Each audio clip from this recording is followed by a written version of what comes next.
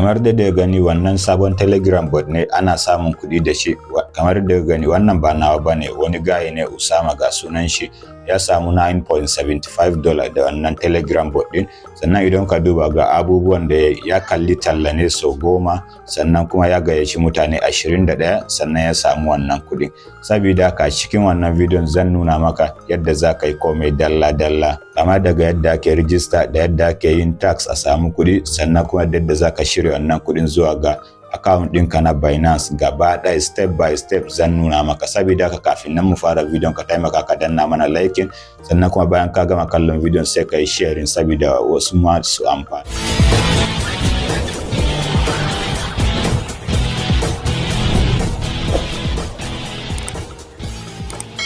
Da fari da za ka taɓa sunan bidiyon da ya kallo kamar haka. Bayan ka taɓa shi sai ka taɓa kan rubutun nan, kana taɓa shi to a cikin rubutun nan dai za ga gunda na ce maka ga link na register, kai sai ka danna kan link din. Kana danna kan link din za a bude maka Telegram ɗinka. Anan za ga kana da 0.00 your total balance, sannan kuma anan za ga duk tallan da ka kalla, bidiyon da ka kalla. Anan kuma sune tax din da kai, abin nan tax din da kai. Anan kuma referrals da kai gaba daya za su ringa nuna ma anan. Saboda haka okay, nan ma tallan ne, to saboda haka sai ka gangara ka yau kasa.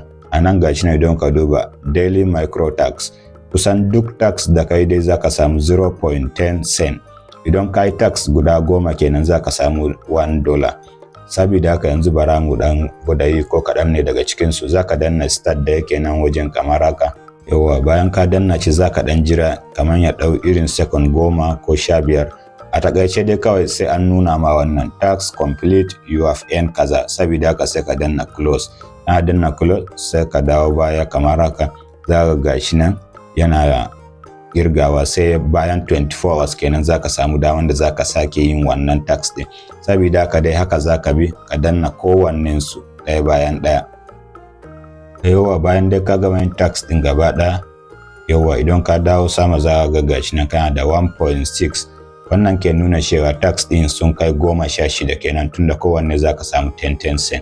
Sannan kuma gashi nan dai dukkan su sai bayan 24 hours zaka samu daman da zaka sake yin su. Dama daily tax ne, kullum za a baka daman da zaka yi. Sannan kuma yanzu sai ka danna nan wurin watch at, za ka kalli video ne guda har 10, daga ɗaya har 10 shi ma za a ƙara ma point anan. Yawa bayan bidiyon ya kai ƙarshe sai ka danna nan wurin click to get the reward. Saboda haka za ka danna continue da yake nan ƙasa.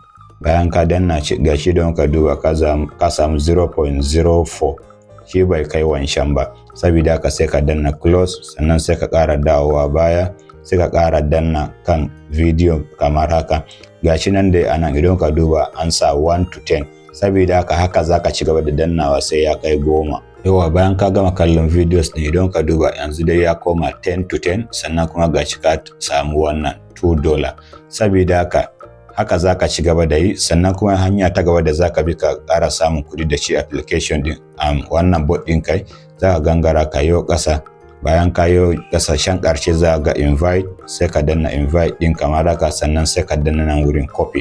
Kana danna copy din kamar haka, yanzu gashi ka yi copying link ɗinka. Saboda haka sai ka tura wa abokanka ta WhatsApp ne ko Facebook ne, duk ta inda kake so da duk wanda ya bi link din ya zo ya bude account, to kai za ka fara samu wannan za ka samu reward, za a ƙara ma kuɗi kenan.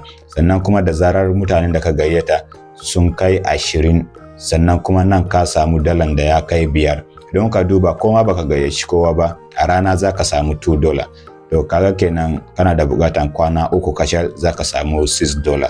To amma dai duk da haka suna da bukatan ka gayyaci mutane at least guda 20 kafin nan ka iya withdraw.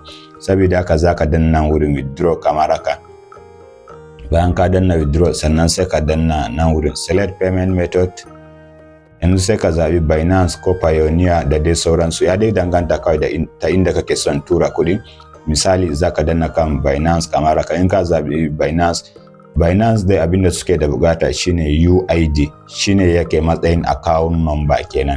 Saboda haka zaka shiga cikin Binance ɗinka sai ka dau UID, sannan ka pasting anan kuma sai ka rubuta adadin kuɗin da kake son shirewa, sannan ka danna submit request.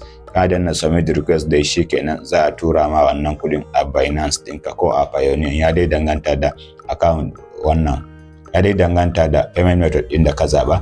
Sannan kuma kafin su tura maka kuɗin zai iya ɗaukan 24